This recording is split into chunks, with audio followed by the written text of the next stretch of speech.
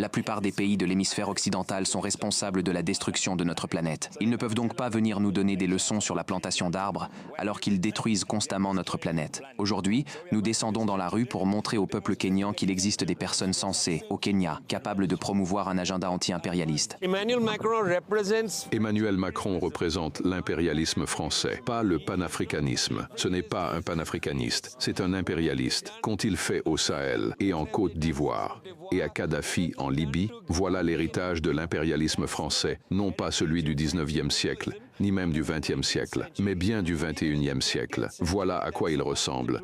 Il n'y a aucun développement. Quand ils parlent de développement, il s'agit de celui de leur base militaire, mais pas du développement du peuple kényan. Ce n'est pas du panafricanisme. De retour en France, les aventures, les déclarations, les promesses d'Emmanuel Macron sur le continent africain n'ont pas été du goût de l'opposition, autant sur le fond que sur la forme, en effet. Comment peut-on demander des efforts aux Français quand on dilapide chaque jour leur argent? Quand vous voyez qu'Emmanuel Macron se lève un matin et donne des milliards à l'Afrique, il est normal que les Français soient en colère. Je le suis avec eux. Et puis il y a la forme. Emmanuel Macron a été très critiqué pour avoir sèchement interrompu en public, un public bruyant lors d'une conférence. Already?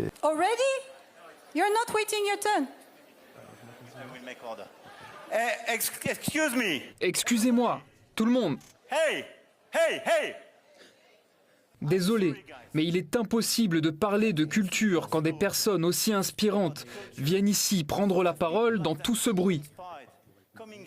C'est plus fort que lui. Dès qu'il met le pied sur le continent africain, il ne peut pas s'empêcher de se comporter en colon. Au final, ce sommet Africa Forward au Kenya avait pour ambition de tourner la page et d'inaugurer un nouveau partenariat gagnant-gagnant entre la France et le continent africain.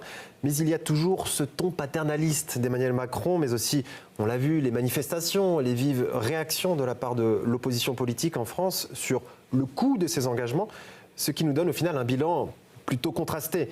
Si le président français continue d'affirmer que quand on rétablit les faits, il n'y a pas de raison de ne pas aimer la France, la réalité du terrain nous apprend que l'image de la France sur le continent reste profondément abîmée, particulièrement dans l'ancien précaré français.